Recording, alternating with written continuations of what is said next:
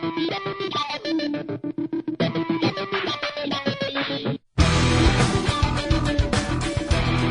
I'm John Campy of the Movie Blog, and this is my quick 3-minute review of the Da Vinci Code. Now, the Da Vinci Code, of course, is the film based on the best-selling book, The Da Vinci Code by Dan Brown. And if you didn't know that, you're probably the most socially inept person on the face of the earth.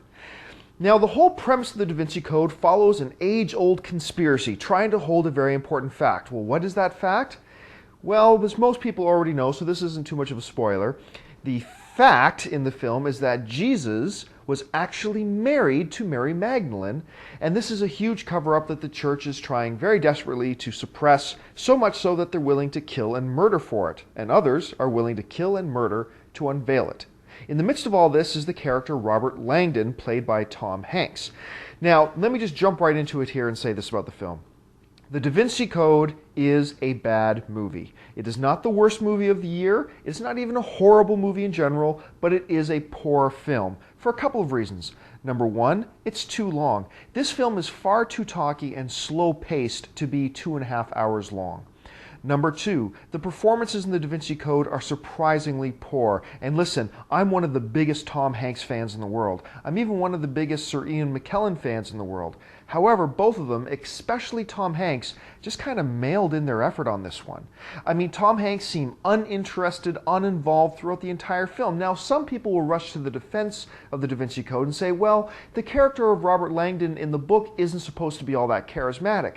Fair enough. But here again is the example of when you have to adapt things for the screen. Some things, some characters work well on the printed page in a novel, but you've got to adapt them a little bit to make them more palatable for the screen.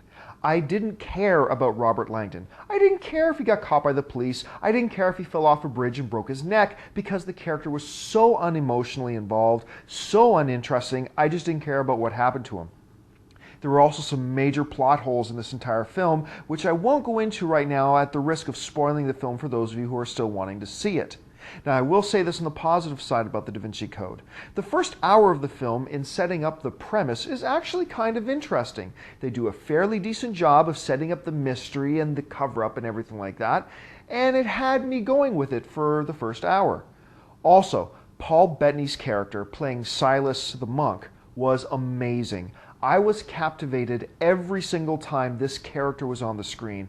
To be frank, I was far more interested about this character and his history and what made him tick than I was about the overall plot of the film.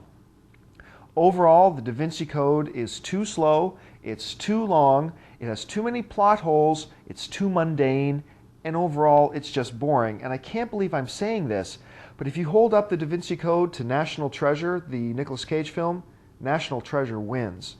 On a scale of 1 to 10, I give the Da Vinci Code a 5. On the scale of no go and Roth, I'm going to say no. For the Movie Blog, I'm John Campia.